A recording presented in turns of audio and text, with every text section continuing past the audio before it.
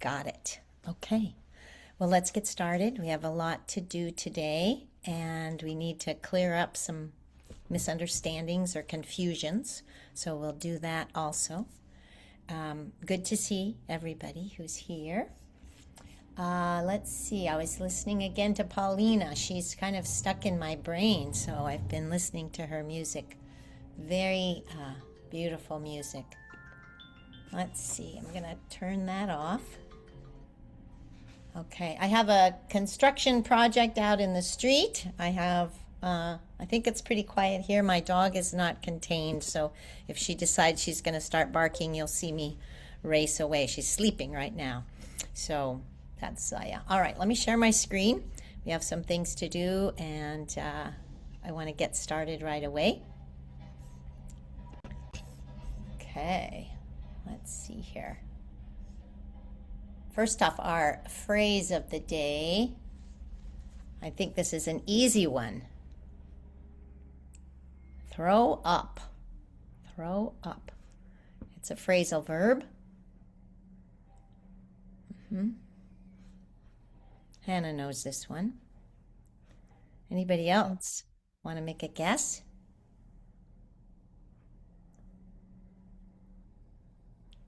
Anatoly, what about you? You were in a bus, airplane, maybe? Yeah, it's about vomiting, about nausea. Definitely. And we would say this is a very hard V sound. Vomiting. Vomiting. If you want to practice that letter sound, put your teeth on your lips. And that makes it more distinct. You won't do it every time, but it'll just sort of retrain your mouth to do the V sound in English is a V sound, vomit. Yes, I ate so much candy, I felt nauseous and threw up. Some people could say that about drinking. I drank too much, so I threw up. And we have all kinds of synonyms. So you may also have heard regurgitate, retch, cough up, heave, gag, spit up, hurl, and vomit. And of course, your medical term, emesis, is pronounced, I think the E sound is really the the soft or short vowel, emesis, or nausea. All of these things. So, very common word used for children and adults in different circumstances. Throw up. Okay, today we're going to continue to build our community because you are going to be doing a couple different things with your classmates. We're going to review the mid-workshop survey results, just quickly go over those if you haven't seen those on Moodle, and talk a little bit more about artificial intelligence and clear up the confusion around that, not that topic, but that exercise that you had for your home practice. Look at the final project instructions and get some questions out about that, and then talk about presentations because that's what you'll be doing. Okay. But first, we have a quiz, which I promised you for last week, and want you to do this week. So I want to switch here to, let's see if it'll just switch for me so I don't have to go out and come back in. Let's see here. There is this right here. Can you see? Oh, no, I'm going to have to share. Stop sharing my, reshare. Hello, Ola. She's walking. Anybody else who've joined us? This is a quiz game. You heard that word game, which will, oops, I don't want you to have that one. That's the answers. Those are the answers. So I leave it up there. I shouldn't have told you that. Stop sharing that one. Share. Let's get the ones without the answers. Here we go. I believe this one is correct. Okay, now let me see if I can make this bigger. This is similar to a bingo game. This is a yes/no answer. You will look at the descriptions of your classmates and see if you can guess who they are. So you will only be able to ask yes/no questions. You can't say, Judy, are you number one? Well, that's a yes/no question. I could say yes. You have to ask a particular question from the information in the box. So, for example, mine is the top left corner in pink as an example. Name one person who lives in the Western United States with 2 cats, a dog, and a partner. Judy, do you live in the Western United States? You could ask me, and I would answer yes. And that would put me as that person, right? So now, see if you can do that with some of the others. You should see yourself there. And if you can't see yourself there, let me know. But I'm pretty sure that everybody's there. Sometimes people weren't introduced. There's one person that wasn't introduced on our For my Max, yes, I can name one person, and I can choose any of these. You may, absolutely. You will Okay, not. I'm just going to tell you, you're not going to win money for this, okay? There's no money involved. We're not going to have a reward or anything like that. okay, So don't get too excited. But okay. okay, Sorry. Julia was going to start us off. Okay. Yeah. I can name one person that loves music, dancing, and badminton. No, you can't. You can't name them. You have to ask them the question. You have to ask a yes/no question. Okay. Uliana. Uliana, do you love music, dancing, and badminton? And you are working as international cardiologist. I don't know, but yeah, really, I like it. All of these activities, and yes, I'm an interventional cardiologist. So I think it's my number 11. Number 11, Uliana.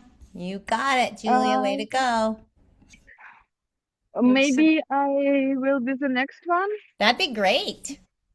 Yeah, because I'm not sure, but I think that number 6, maybe Yulia. Are you from Baranovichi, but now you are living in Minsk, and I working as a gynecologist, and maybe you like to paint and travel. I'm not sure, but maybe it's all about you. Yes, you're absolutely correct. It's about me. Yes, I'm from Baranovichi, and Oh, now great. in the Fifth City Clinical Hospital as a gynecologist and obstetrician. And my hobbies are music, painting, and traveling. I'm sorry for my cat. Very Okay, good. Now, thank I you. will tell you that in English, we say, at least in American English, let me put it that way, we say the word gynecology. Oh, okay. So I Gynecology. don't know if in British English they say it differently, but we say guy like a guy, a person, a man. It's the And same gynecology? pronunciation. Gynecology. Isn't that crazy? Okay. Yeah. Okay. Who's next? You can't ask yourself a question, so ask somebody who's here. Can I? Who's Sorry. next? Who said that? Who said, can I? I am Sandra. Sorry. I'm sorry. Okay, whoever that is, let's see. I can't tell because I didn't I should choose one person. Anatoly, do you know one wonderful obstetrician who loves his work and who works in Minsk? Do you know Anatoly? Wait, he's muted. You're muted, Anatoly. Tell us again. I think Anatoly is 3. Yes. Yes, Mhm. that sentence about me. I work in infertility clinic and like my job. Thank Yes. you. Very good. Anatoly, I don't know if that is spelled right. I always have to check your name for that J. All right. How about next? Anatoly, can you pick one? Do you know one?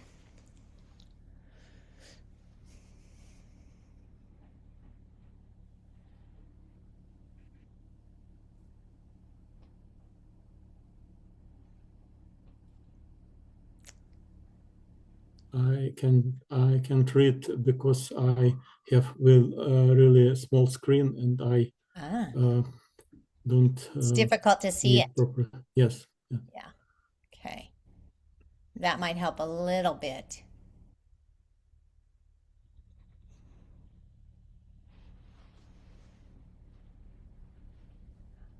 Okay, there's a couple different students in our class.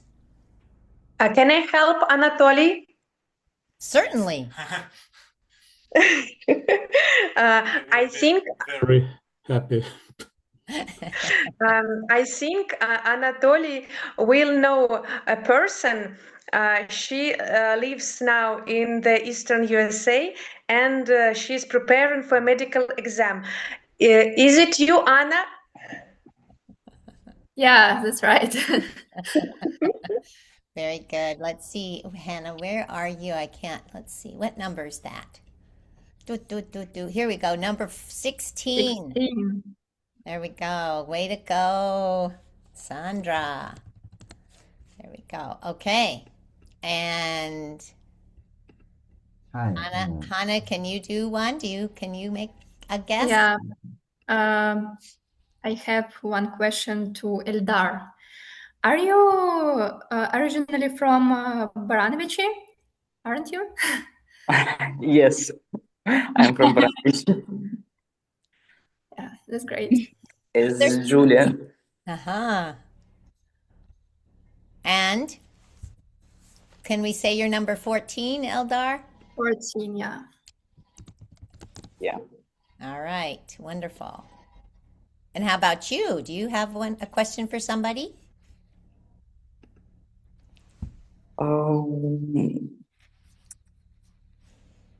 I know, but unfortunately, she is not with us today. Okay. That's okay. Who you want to name? You want to But tell I us? can ask you, maybe, I don't know, is Yelena a Uh-huh. person who lives in Zlobin and has worked as a nurse in the intensive care unit? Uh-huh. Number 7, Elena. Yes? Yeah. Uh-huh. Good. All right. Okay.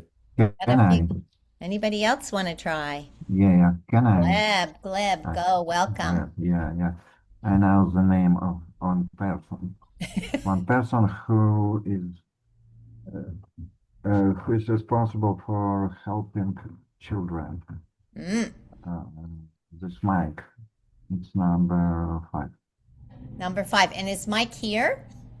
I don't know. I didn't see him yet today, but I don't know if he... Yeah. I don't Okay, see. well, that's it. But He's the... It's Mike. Yeah. This is Mike. Family hobbies, travel, and the pet care important. Yeah, it's Mike. Great. Okay. That's right. Yeah. That's right. Very good. Okay. And I know another person. Are they here? Do you want to ask them a question? Besides yourself?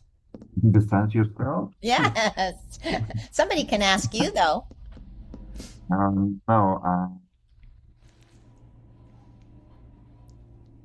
Does anybody want to ask Gleb a question? Do they know anything about Gleb?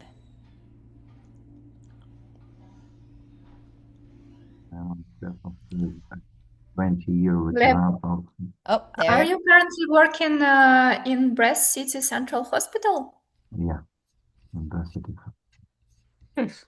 There he is right there. And Yeah. Number more 9. the last 20 And years. he also has two children, right? Yeah, Two the daughters. two daughters, Two daughters and adult his adult wife. daughters, adult daughters. Yes.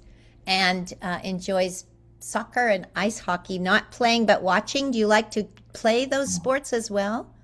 Yeah, play soccer. Say that again. I'm playing soccer well, but ice hockey not well playing. So you like to do both? You like to be a spectator and to play them? That's pretty good. I'm like I like playing. I like play soccer and ice hockey himself. Wow. Okay. All right. Good. Not watching. I'm Not watching, only but himself. playing. Got it. Okay. Wonderful. Okay, we have 1, 2, 3, 4, 5, 6 more. I want to Nobody else? ask Tatiana. Can I ask? Sure. Yeah. So, Tatiana, now you're working in Minsk as a ACG and EEG ultrasound information interpreter. Yes, Yes, it's me. and you have two beautiful cats. Yes. Yes. Number 8. Number 8. Wonderful. Tatiana, can you ask a question? Yeah. And Katerina, are you teach students at the BSMU? Yes, at Department of the Pediatric Infectious Diseases, but not the chairperson. Not the chairperson. Not the chairperson. Okay. No, but the same department, yes. Uh-huh. Sorry about that. I misunderstood that. So, are you in? So you teach at the Pediatric Infectious Diseases Department. Does that sound right? Yes. So, and that is, oh my. So teaches at the This is pediatric. Well, let's get it right. Infectious. It doesn't like that word, does it? Diseases at. no. So not children teachers. I am a teacher at the Pediatric Infectious Diseases Department. Name one person with 2 children who Yes. teaches at the. I am. Yes, and- that is not that children, is but me. Okay, that's confusing. Let's move this. Okay. Yeah. You can actually put that Great mistake. let's just move that. Name? Okay. To teach. Oh my gosh, Judy. Name a teacher Yes. at. Who had? Or had. Yes. How about that? Mhm. Name in fact, someone else should be teaching this right now. Should name a teacher at the Pediatric Infectious Diseases at BSM Department. Mhm. BSMU department. Sorry, Department. department at BSM Belarus State Yes. Medical Belarusian State University. Medical. Yes. Yes. Who has 2 children? Children. Children. Yeah. Much better. Thank you. Yeah. I appreciate that always. Okay. Great. That is Kate, Katarina. All right. Wonderful. Good work. Okay. What else? Who else? We have a few more here. Who else? May I Can you ask, try? Julia? Eldar, try again. May I ask Julia? Are you that person who always walk during our classes and works in an emergency department? Oh. Emergency department? Sometimes, No, yes, person. it's true. Okay. Where is that? Yes. No, Let's no, see. no. Is that right here? You play the violin and the ukulele? Yes. Juliana. Right. Yeah. Julia. And model on model. And what are you saying, Gleb? Model experience. Model experience. Oh, no, that's number 2. You're thinking about number 2, who's a model? Yeah. Probably it's Darina, but It is. Darina. she's not with us Darina. today. He's not with us today. Okay, so that's Yeah, number yeah, 2. yeah, yeah. How about number? With you. I with you today. Oh, sorry. You are here today. Can't Ah, see well, you. Sorry. Sorry, Darina. Darina, Sorry, are you my in your? name yeah, I just Darina, yeah. ended some minutes ago. Sorry. So you're saying what is going on here, people? Okay, Yeah. so What are you doing? I'm not You're- understanding. you're in your 5th year, is that right, of medical school? Yeah, now I'm in the 5th course of Belarusian State Medical University. Yeah, I'm a student. And she does, when we say people do something on the side, it means they usually get paid for doing something, but not always. But my guess is that, Darina, you are a model on the side. Do you model clothes? Or some people are hand models and some people are face models only. Are you a clothing model? Yeah, clothing. Clothing. Cool. All right, we have somebody who is planning an, oh, come on, you guys, you don't have number 15? Oh, my heavens. Number 15, who could ask that? Darina, do you know who number 15 is? If you do, ask. Maybe Sandra, Ask. are you an ophthalmologist? Yeah, good. Are you planning for internship in Alex. Austria? Yes, I am. Sandra, yeah. My number is 15. Very good. Okay, the lonely one person who's here today, who has not been introduced, wasn't introduced. She might not have been here our first class, and she didn't know to introduce herself. It's me. Yeah. It's Natalia. I recognize myself. Sorry. Natalia, do you spell your name with 2 L's in English? N-A-T-A. Natalia. Natalia, One. like One. this? It's on One L. Belarusian. Yeah, it's not with double L. In Belarus, it's double L, but in English, you just use 1.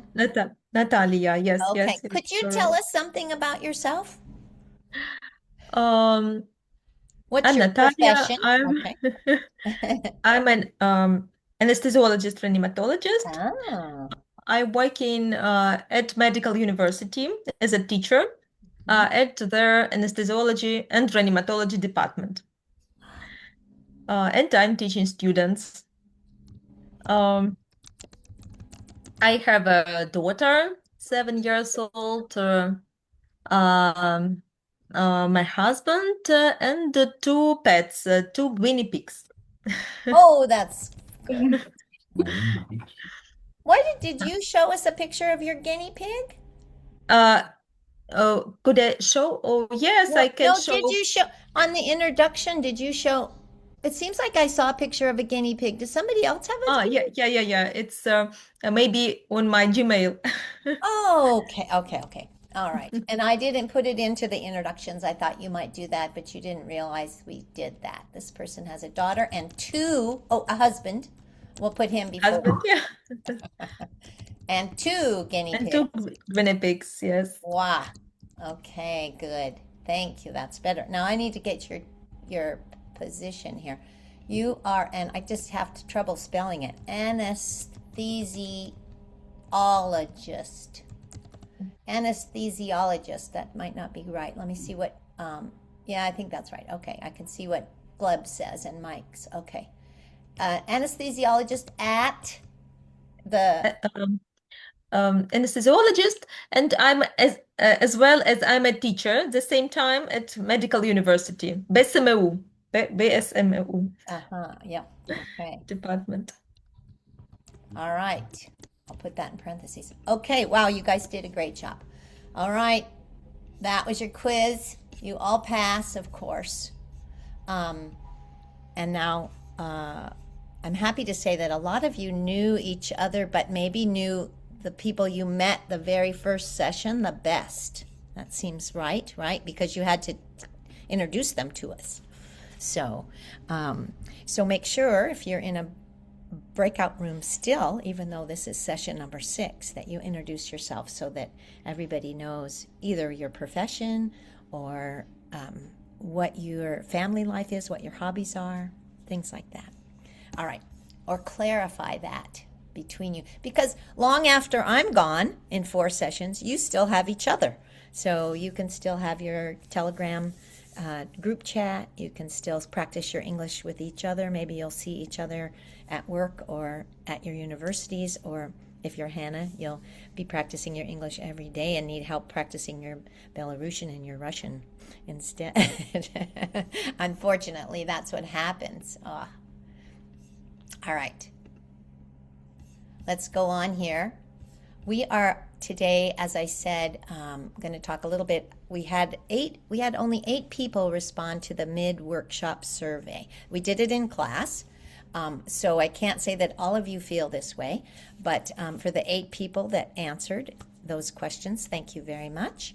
All of you said that the level of the first question was, how has the format of the weekly workshop worked for you? Is the language used too difficult, too easy, or just about right? Everyone said just about right. Most of you are in the same level according to your test results. A few of you are higher, of course, a few of you are lower, but that's the beauty of learning languages, as you're exposed to all different levels. So I know I talk very quickly, and for people who are at a lower level, sometimes it's difficult to keep up or to know exactly what's happening. So, all right, the second question, what have you liked or disliked about these workshops? And if for those of you who have used Moodle this week, you know that in the Moodle, that workshop was located in the top section, and it gave the answers to this. But just so you know, the first half we focused on speaking and listening, so I'm just trying to say the question. Vocabulary resources, of course, and a little bit of writing and community building, and most people are pretty happy with that.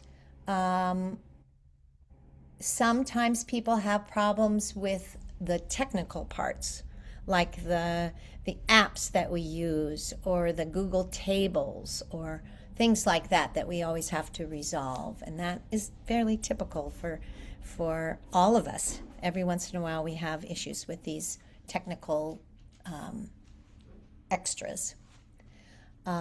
People really liked being able to speak to each other, to their colleagues. And that's the point, because that's who you're around. So knowing that somebody else is practicing their English can be really useful.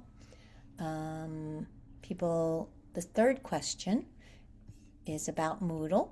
So I guess I forgot to share this with you. I'm just sharing the question, really. I'm not sharing the answers. The answers are on Moodle, so if you wanted to see what other people think, whoops. There we go.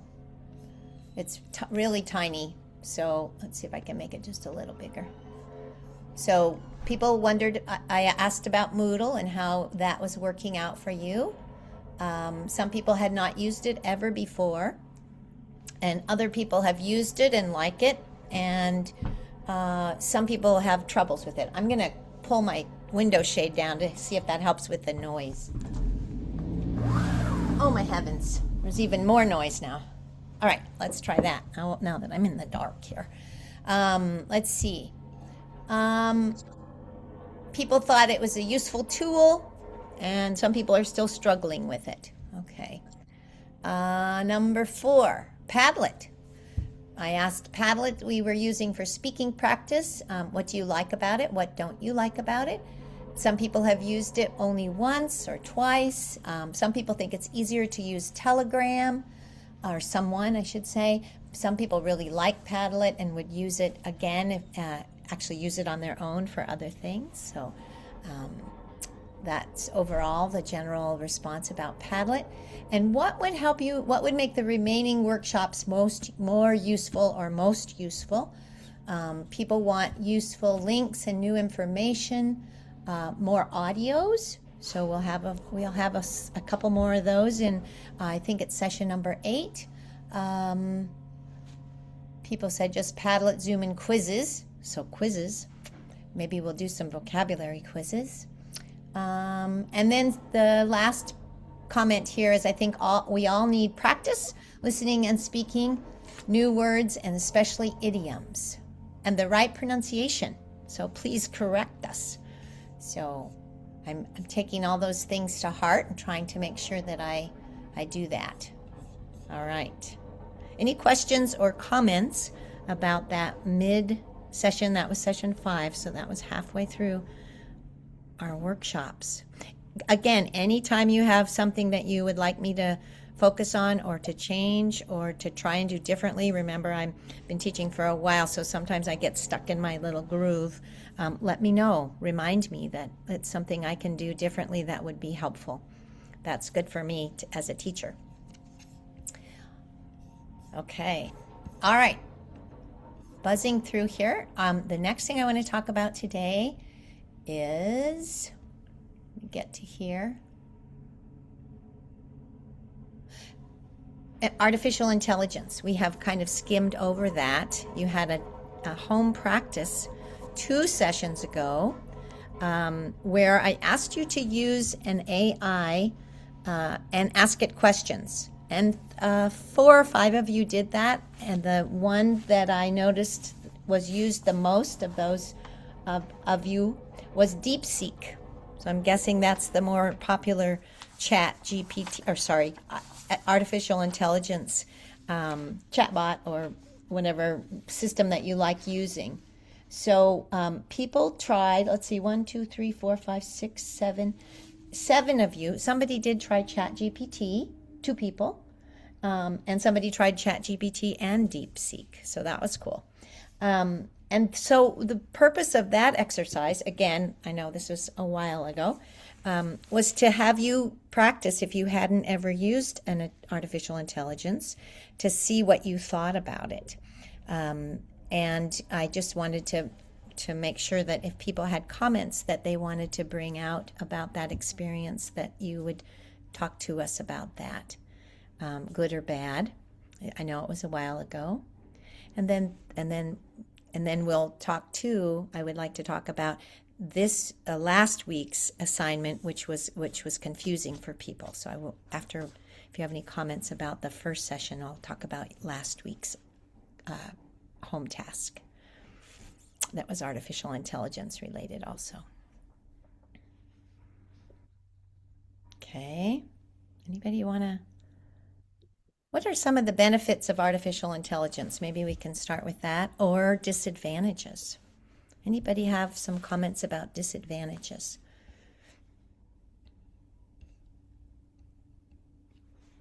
Or concerns? Maybe not a disadvantage, but a concern.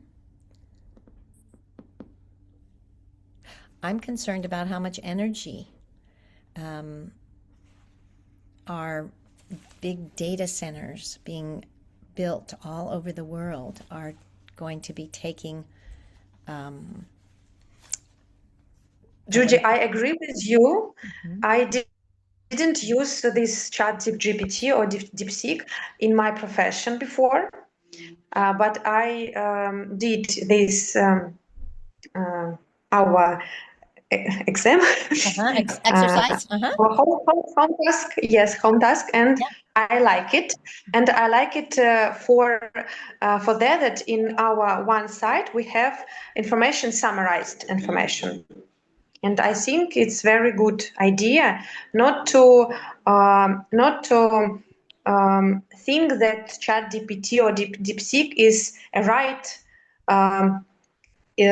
He's right more than physician or teacher.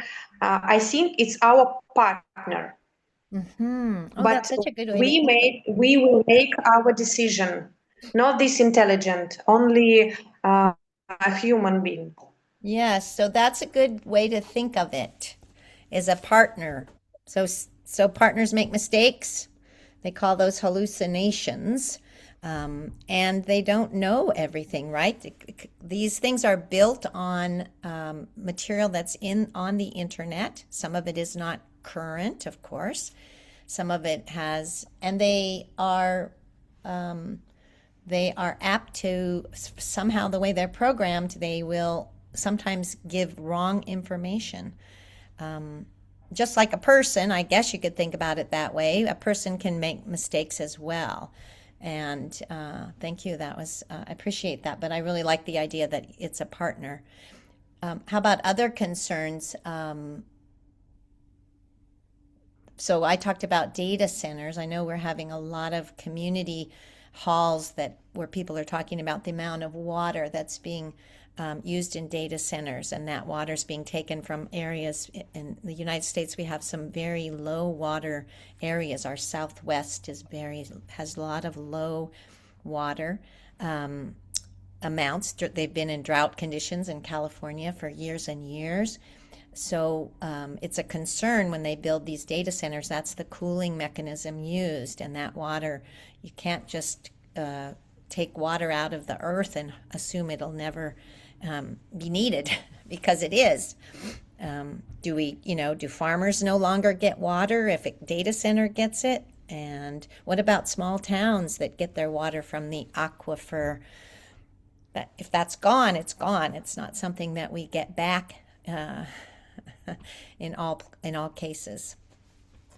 I also have seen one article that in one rural village in Latin America, local residents, they are protesting because they are trying to protect their community from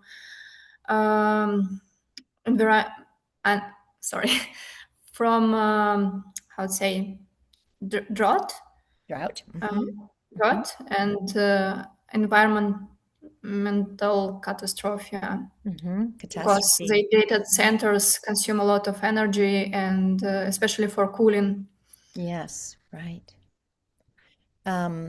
What about the idea of the information that's been taken to build these artificial intelligence data is taken from things that artists have done and doctors have done, and they don't get credit. So say you discover something in your field that's very new, that gets published in a paper.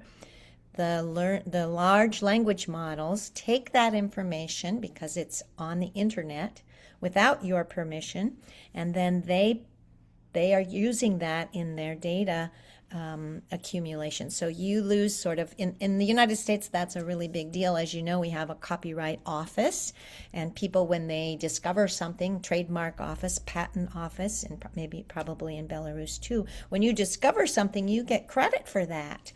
And it means that if somebody else wants to use your patent, you get a payment.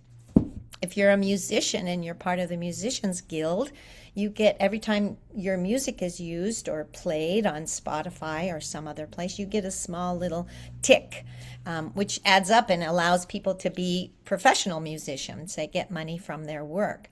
So those are more of an artistic side of things, but you can see that kind of thing gets sort of ignored because it's all being grouped together into the large language model, and things are being, I would say, stolen.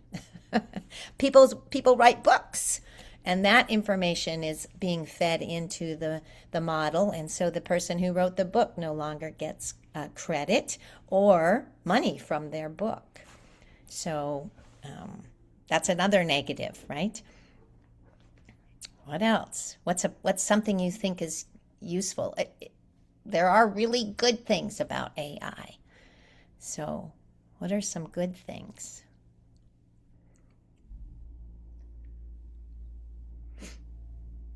Yeah.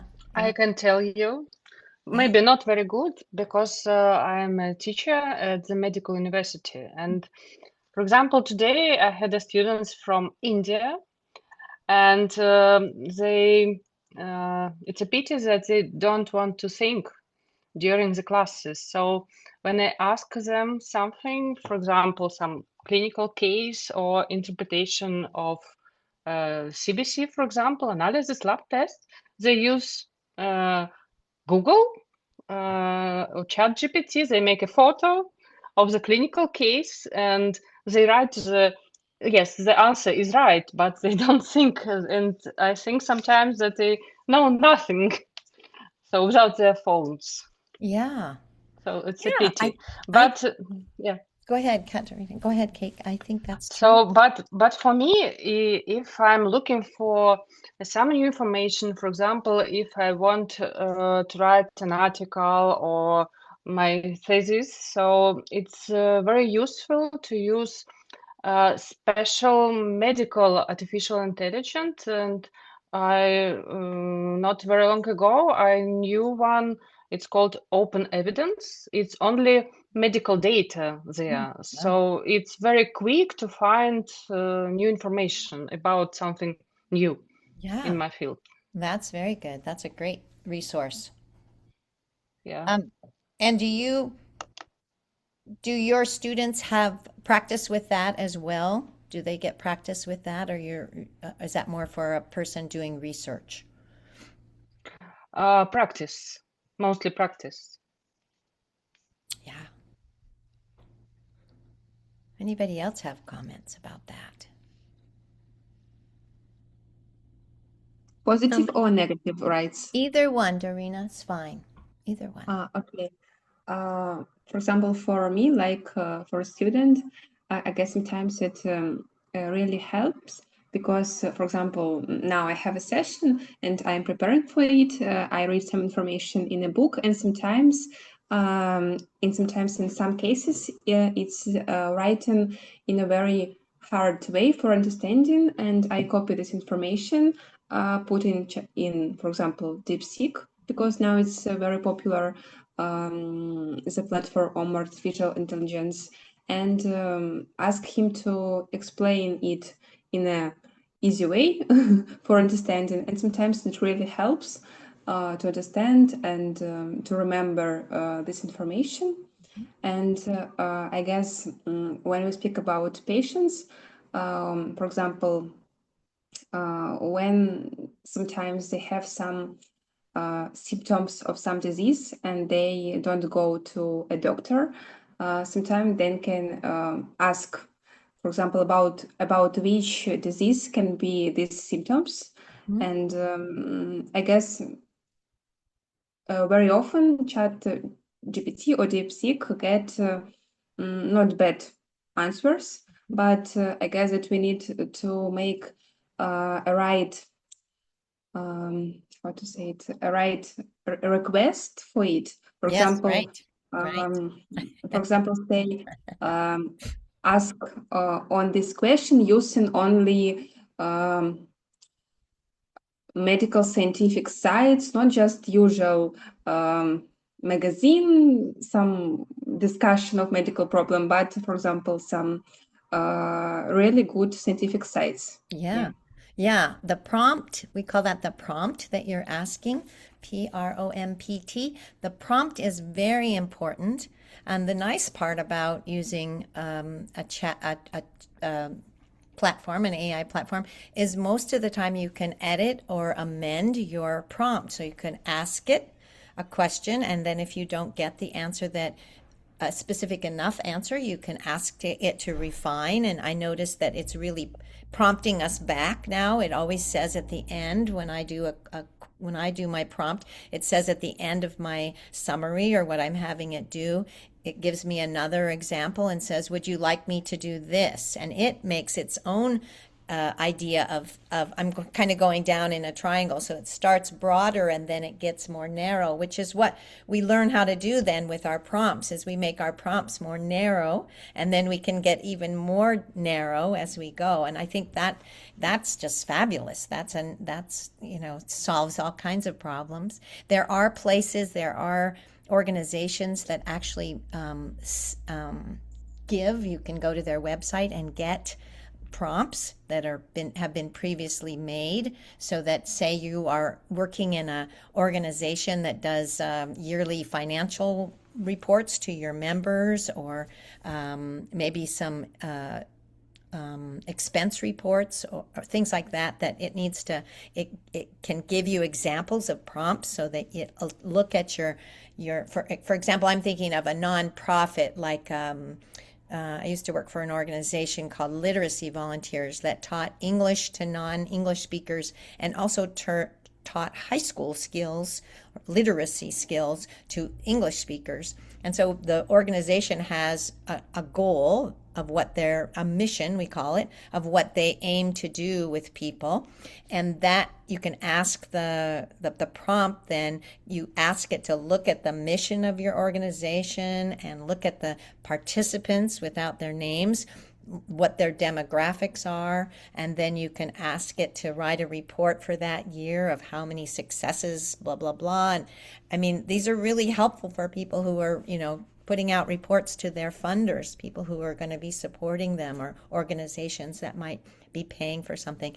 You could see it happening if you were trying to raise money for, say, an emergency helicopter or something like that, and your organization needs to compile information to show, okay, in this rural area, we need an emergency health helicopter, where my dad lives, for example, that would go to that location. So you want to tell your funders, how often that helicopter has flown, and how many times they've saved, how many lives they've saved because of the shortened time frame, and how many doctors and nurses, are used in this particular practice.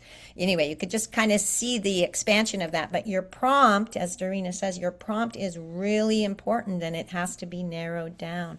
So people make money selling prompts because they're so hard sometimes for complicated projects.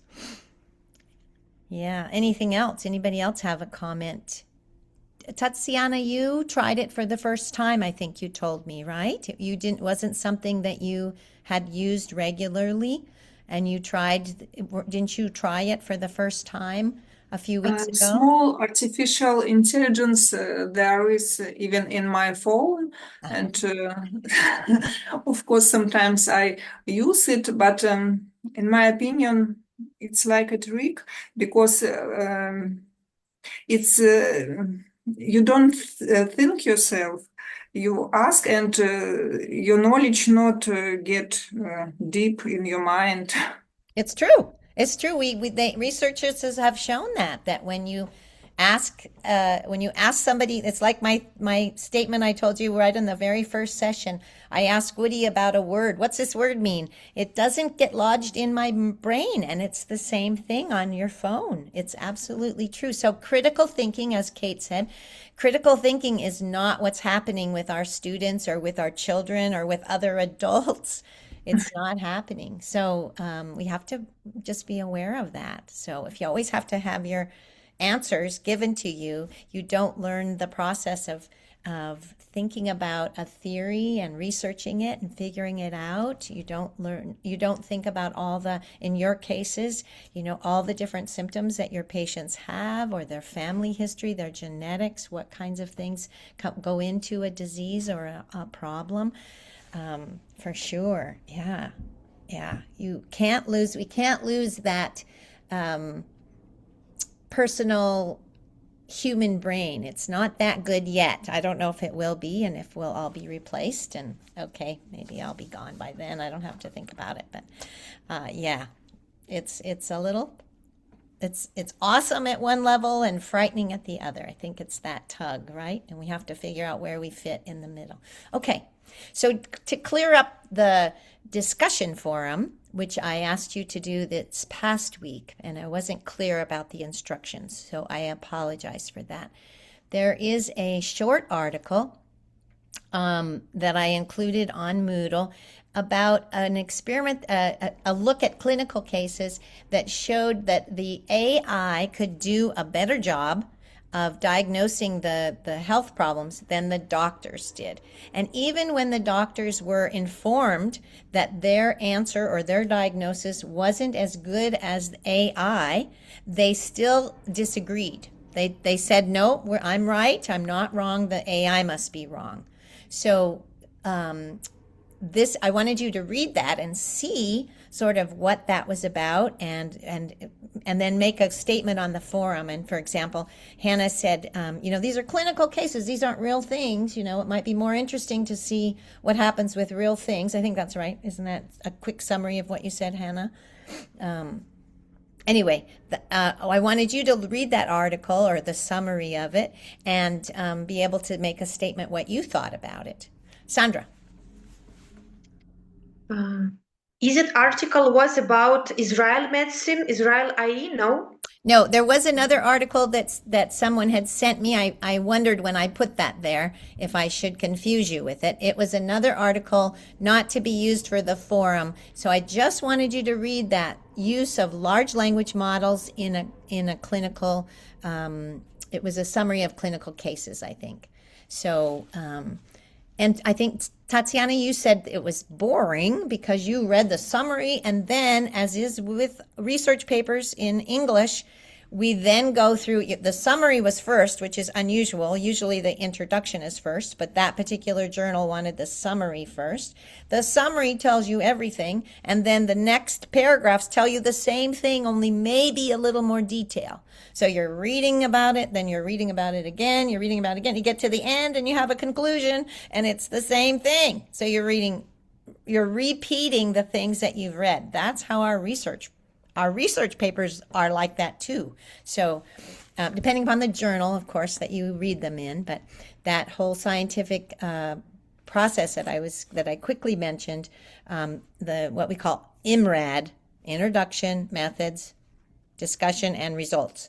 That 5-step process is a little repetitive, but okay, that's the process. Any other comments? So I don't know if that makes it clearer. I didn't want you to synthesize any other articles. I didn't want you to look at the Israeli one and compare it. I just wanted you to look at what happened when doctors are told they're wrong, and they disagreed still. They did not believe that the artificial intelligence could do a better job. It wasn't really a better job, but could find the diagnosis better than they could. So that to me was shocking. I thought, wait a minute. When somebody corrects you or tells you you've made a mistake, is it so important to make sure that you are right, that you don't change your diagnosis? I was shocked by that. I know people in the United States often get a second opinion. So you go to the doctor, they tell you you have some kind of disease, or diabetes, for example, some kind of chronic disease, and you then say, no, I'm going to go see somebody else. And you get two opinions, essentially, a second opinion. Most people my age or older have not done that their whole life, but that's recommended. And insurance companies here, because ours is an insurance-based system, will pay for a second opinion. Now, what if the other doctor gives you a different opinion, and it costs this insurance company less money to take care of you because the second doctor is saying you don't have this disease, and you go with the second doctor? Don't ask me. I haven't had that kind of experience. So anyway. Judy, can I tell? I would love for you to talk. Judy, there are some problems. Patient can also use the artificial DeepSeek can use and then use the answers of this DeepSeek, and this is a big problem if you don't have these capabilities, and you don't have treatment option, and then we have problems with patients, complaints, and more. In our hospital and in Belarus, there is a similar problem, similar, and with great complaint to very famous hospital. I don't tell about it, but it has. No, you are absolutely correct. Your patients are using artificial Yeah, intelligence. It's yeah, absolutely correct. And it may not have enough information to help them, right? They don't know all yeah, the information, and so they may be getting wrong conclusions. That's yes, true. yeah, And yes, we should all be worried about that. And I'm hopeful that your patients tell you, well, I learned from DeepSeek that XYZ, right? And you yeah, can say, okay, well, X is correct, but Y and Z are haven't given you the correct information. Here's what I can help you with, and they can make that decision, right? You of course can never convince a patient of something they don't want to be convinced of, right? But that's the same with medical articles that are written for the general public, right? That's who that your patients are also reading, or at least the patients in the United States are also reading that kind of information, which also may not be completely correct. And you are then forced to kind of counteract that incorrect information.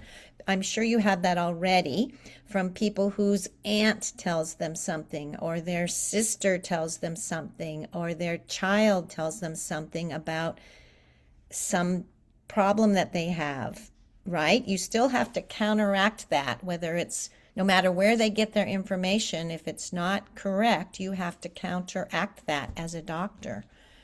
So this is just one more place where you do it makes your job harder. Absolutely. Yeah. Yeah, you are right. Okay. Any other comments about artificial intelligence? I left the forum open till Sunday. Even if you don't comment, I think you will find the article, unless you're Tatiana, which she found it to be boring, which is fine. I think you'll find it interesting, the results of what doctors thought, right? That how doctors related to it. And it's a couple years old, but it was curious to me. I was very surprised because of how well educated doctors are and how much they know. They still didn't want to accept the results that were found by a machine. So, and of course, as you have, I'm sure, like I have, all kinds of stories of a machine versus man, right? And we have all of these movies that show us the dangers of that and the dangers of machines taking over and all of those things. Machines being computers. We've had those from Hollywood for 30 years already. Robots that take over the police department, and we're all worried about that. So going beyond that and trying to see the benefits, maybe the time-saving part of AI, limited use, but way to save your time, like Darina talked about with summaries. Yeah, I think you're not going to it's not going to go away. So, all right. I'll leave the forum open. If anybody else wants to comment, read the article if nothing else. And let's move on. I want to talk to you about presentations, because your presentation will be on session 9 and session 9 or session 10. And after I show you these few slides, then I want you to look at the instructions for the final presentation. We can have some questions, but mostly I want you to at least see it and see what I'm asking you to do in one of those last two sessions. So I'm going to talk just a little bit about the expectations of presentations. Now, this is something you can transfer to if you haven't already gone to an international conference. This is something you can use to look at other presentations, and I'm going to ask you to do that as a home practice today. So the basic principles of presentations, as far as science and medicine include the purpose of your presentation, the use of visuals, the amount of preparation you do and how you present, and of course, giving your sources when you finish. So those 5 things are the most important. Purpose, of course, is who is your audience and what are you trying to do? Are you sharing information? Do you have a certain amount of time that you'll be speaking? And what is the most important thing to be talking about or things? For the visuals, particularly if you're using a presentation software, think about 1 slide per minute. So you're not going to do a 50 slide presentation. 1 slide per minute allows people to look at it, use your graphics that you've placed on the slide, and your words. Basic suggestions about this from scientists is don't use animations. Don't try to be flashy and have things go across your screen. Those are very distracting for most people. Use 4 to 6 bullets or ideas on each slide, and don't write everything on your slide and then read it to us.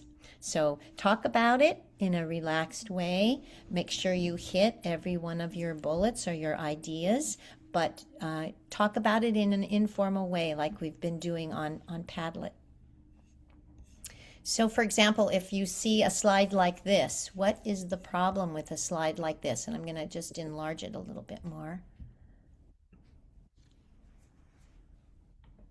What is the problem here? Maybe because there is lots of text. There is way too many. Can I read? If I'm trying to listen Too to a many doctor words, teaching me, I'm too not many going to be able to information. read all of this. Gleb, you have something you wanted to add? More information. Too much More, information. yeah, and not necessary. Right, that's Not exactly right. necessary. You may say all of this information, not read it, but you may say it while the slide is up, but you really need to have the bullets with the main information. So bullets, those are those little points. So for Yeah, because example, it's very difficult to focus on really important moments. yes. Yes, I agree. So the important things are in the bullet format. So here's a bullet format, right? I don't have the bullets right here, but when I'm going to show a slide, it would be nice to have something pleasurable to look at. So say you're giving an explanation about a person's illness. Maybe you want to include a diagram of whatever it is you're talking about. Maybe you're talking about an eyeball problem. Maybe you're talking about a uterus problem. Those things could be on your slide because those are interesting to look at while I'm listening to the expert tell me things, right? So you can have a lot of information on your slide, but it can be in visual form. Oops, sorry, I'm not raising my hand. I'm waving my hand. Okay, so these are the tricks of the trade. Practice, practice, practice. Well, you know that. Use cue cards or notes if that's helpful to you, if you think you might forget. You know, in my particular slides, the bullets help me remember what I want to remind you about. Don't read to us, right? Avoid reading. And use your own words, just like with the Padlet we've been doing. I've been asking some of you to just talk off the cuff rather than read to me, right? Because I don't want you to read. I'd rather hear you in a more relaxed setting. You can refer to a note card and make sure that you hit all of your points. That's beautiful. It shows how organized you are. And same goes with the presentation. All right. Always introduce yourself. Even if someone else has introduced you, just remind you the audience of your name and what you're there for. And remember that you're the expert. I know some of us get very nervous in front of large groups of people. You just have to remember you've been asked to speak there, or you have a particular topic that you're an expert of. And so it's helps you just relax a little bit and present in a more natural way. Try to make eye contact if it's not through Zoom, which is terribly hard to make eye contact. Try to relax and smile if you can. Always explain what the structure of your presentation is going to be like, and then give us the most important information, but don't tell us too much, right? Don't overwhelm us. And my favorite in this slide is the idea of using signal words, and those are really helpful for your listener. And be sure that you ask for questions. I'm going to talk about signal words. This sign, for example, is a sign, which is the same word family as signal. We say them really differently. So sign, S-I-G-N, sign, the G is silent, and signal, the G you can hear, which is so English, so problematic. Anyway, what does this sign say? You don't even need any words. What does this sign say? What do you think? I love this sign. There are a lot of mosquitoes. Yes. Around. And what size are these mosquitoes? They are huge. They are huge. So watch out. In other words, beware, right? So that is a perfect sign. It's not exactly something you would put in a medical presentation, unless you're talking about maybe the hantavirus or something else, COVID or something that we have to be aware of. You use signal words all the time, and those of you talking to me on Padlet are fabulous about that. You say, I have 3 things I want to say. Here are the, or you say, so you say number 1, it's this, number 2, it's this, number 3, it's this. These are signals. You're telling the audience, listen closely. I have something I want to tell you, and it has 3 parts. Or here's the first thing I want to tell you. Here's the last thing I want to tell you, right? So you can use signal words to tell your audience when you're talking, the most important thing might be first, or you might have saved it for last. When you're almost finished, you can always say, I'm going to summarize, in summary, finally. Those are all signal words. Some of you use advantages and disadvantages. So you talk to me about 2 different sides of the same idea, right? Which is a signal word to me. You're saying, I want to tell you, I get this idea. Here's the good things about it, and here's the bad things about it. These are really important and great signal words for your audience. And I always think of this sign when I think of signal words, because they're a sign. They're telling us something. It's one word that tells us something very important, right? Okay. And lastly, make sure your sources are clear. And we've been using, we haven't done any writing, but in the past, my workshops have done writing, and we've been using Vancouver style. So this is the form of your source, and because we haven't spent any time on this, I'm not expecting any standard format for your source, but I am expecting a slide, your last slide of your presentation. If you want to do a slide that says thank you for listening, you can do that, but you don't have to. Your last slide should be after your presentation, before the thank you, so second to the last, if you do a thank you slide, should be your sources, right? Where did this information come from? It came from your head, but it probably also came from some other place, unless you're really invented something or you've come up with something on your own. Just make sure you're giving credit to that original source.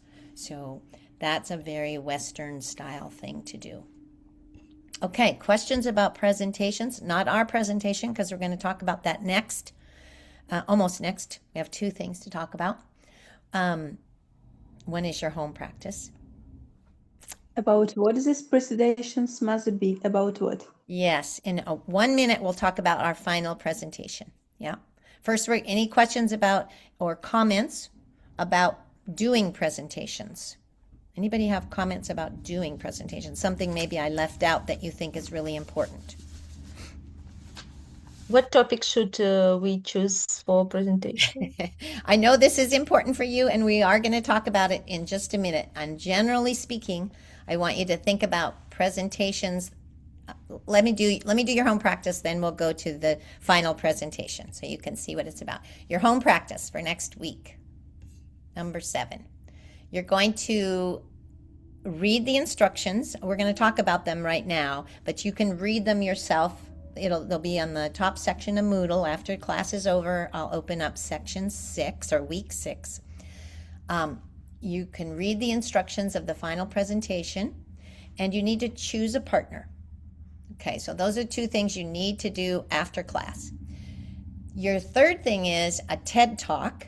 TED is a, if none of you are familiar with that, it is a very prestigious organization that promotes public speaking and the presentation of new ideas.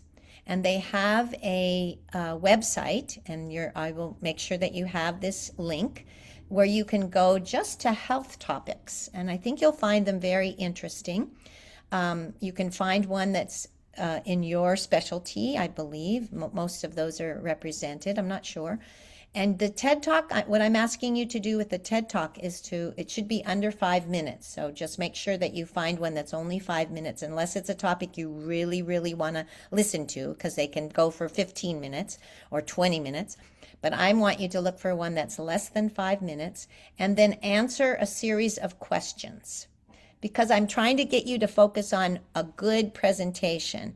And TED Talks are known they spend a lot of time with the speakers to help them present. So you might be an expert in your medical field, but not so good in your presentation field. So I want you to add this to your toolbox by looking at people who have been trained in presenting, and get some ideas for your presentation from that, okay? So that's part of your home practice this week, is to watch these one TED Talk, and then critique it. What did you learn from the speaker, information-wise, but what else did you learn about their presentation style? Did they use visuals? Did they define vocabulary that was new? Did they answer questions from the audience? Whatever it is, there's a series of about 7 questions, I think.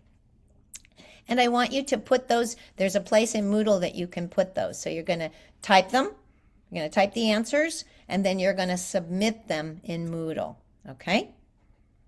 Okay, I don't think that's too confusing. Of course, you have your 5 vocabulary words, and you have a Padlet prompt, I hope. Now, the vocabulary words, I do have some orphan vocabulary words. Remember, I don't know your vocabulary words. You have to send them to me as well. So I have, and I will put this in the email, I have some vocabulary words that haven't been sent to me. I don't know who they belong to, sorry. Okay, so I'll just warn you about that. So make sure you tell me. Send me I'll put that here. Send to Judy. You could do it in Telegram too. I don't care. Just make sure I know that they're yours so that I can give you credit. All right. All right.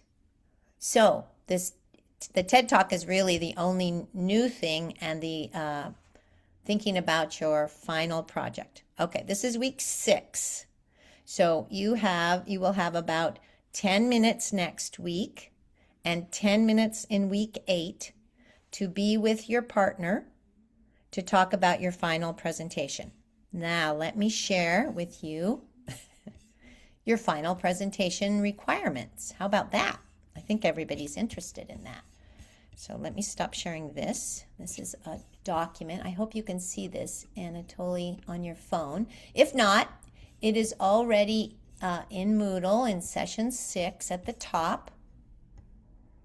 Wow, I have too many things open on my screen. All right, let me make this a little bit bigger if I can. And we'll just work through it, what your presentation is, and answer questions. All right. So the final project delivered the week of the 9th session or the 10th session, and that will be randomly chosen You need to be here for both sessions because you will also be assessing or looking at your classmates' presentations. So, and you'll be filling out a rubric, and I'll show you that as well. I'll talk about what a rubric is. All right, so your presentation is 5 to 10 minutes, and you can choose a partner from the class, somebody that maybe has the same specialty or not, someone that you know you get along with, or you can ask me to find a partner for you. Either way is fine with me, but I just need to know.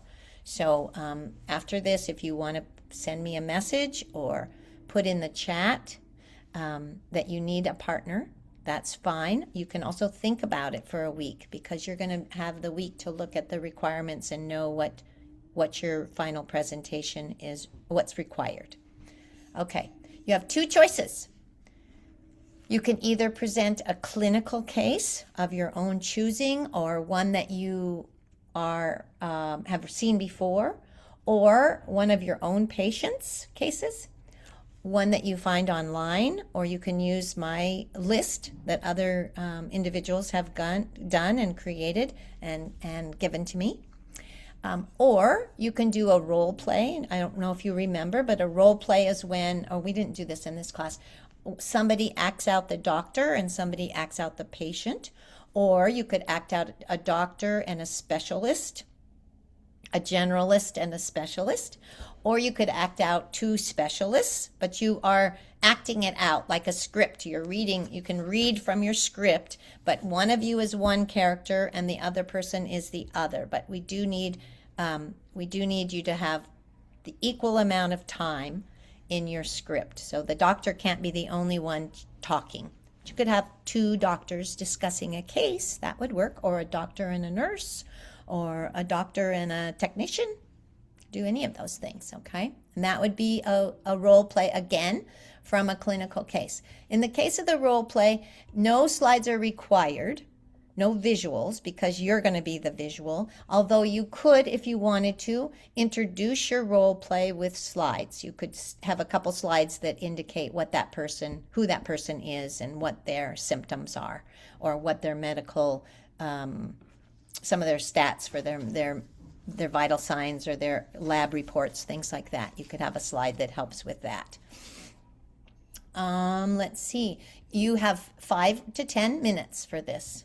So the extent of your presentation is only 10 minutes. So as I mentioned, your slides, you give one slide for 1 minute. You would only have 10 slides. You don't need any more than that, okay? If you're doing a role play, you're not required to do slides, but you may want to include slides. Everybody good on that? You understand? All right. Let's see. You can have a handout if you want to give anybody a handout, which would include the information. So if you want us all to have a handout, you'll be able to just do that the day of your presentation. And if that's an important part of your presentation that we refer to as you are talking or speaking, you can do it that way. All right. In the case of this, you're going to be asked to engage with the audience in some way. So you can lecture to us, but as we know in the teaching world, unless you engage the audience, particularly online, many people just turn off their monitor, they leave their sound, but they're not really engaged with the class. So the way that you can engage audience is you can, Natalie, you can ask a question, you can turn it into a medical mystery and ask your colleagues to guess what maybe some of the problems might be. But again, this is just a small amount of trying to connect the audience with what you're doing, right? So that's in this.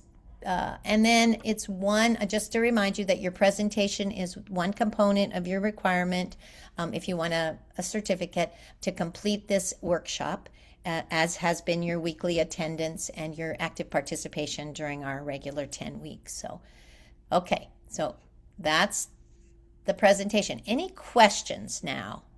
Any questions about what my expectations are for you, for your final presentation? Again, if you don't know somebody in the class that you want to work with, just let me know and I can ask. I'm happy to ask people privately if they would be willing to work with you or vice versa, right? I can ask you if you'd be willing to work with somebody. If I understood well, that I can prepare clinical case by myself, or to do in with our classmate a role play game. Yes, your presentation, your clinical case also, Natalie, would be with another person. So for sure you're working with a partner. Let me give you my feeling about this. I really thought this through. For some of you, speaking in your native tongue for a presentation like this will be easier. But for others, you are at a level of English that speaking English for a presentation with your colleague is really helpful. And you like that interaction. That's what your survey tells me, and that's what I've learned over the years. It's really helpful to talk about things with somebody else who has this strong medical background, but now you're talking about something together, right? So you're getting even more practice if you're working together and speaking in English. And that's what I'm looking for. The goal of this is not for you to show us necessarily your brilliance in medicine, because we all know you are brilliant in medicine, but to show us how you use your English to teach us things or to share things with others. So that's the goal of the presentation. So you have another partner to do this with, and you can't do this by yourself, which makes it a challenge for some people. Okay. Any other questions?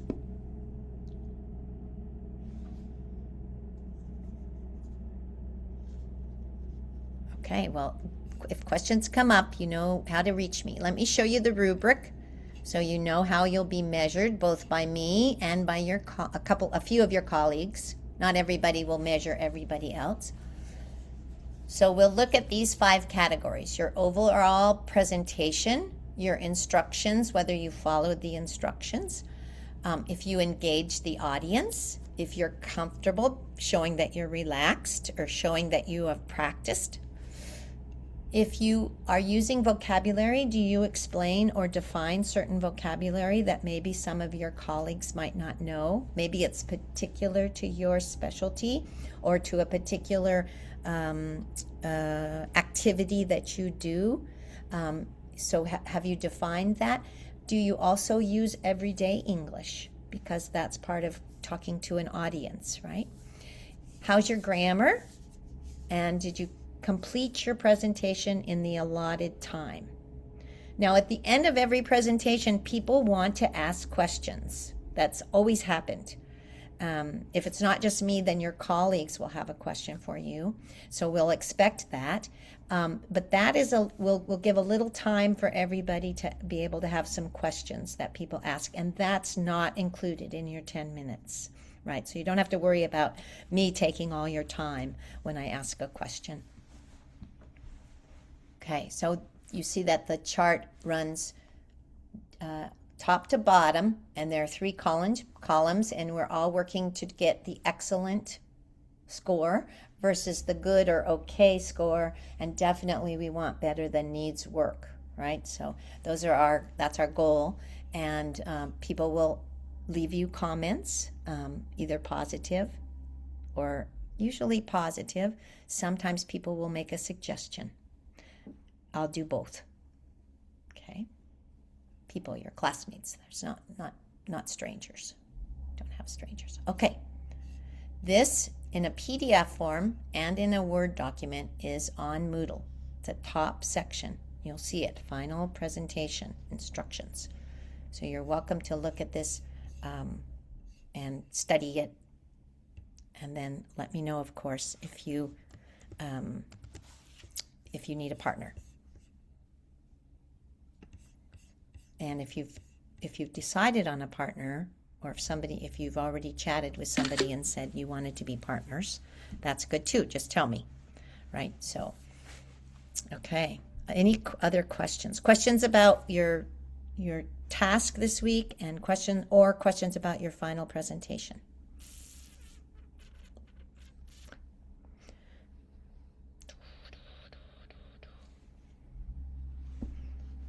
Okay.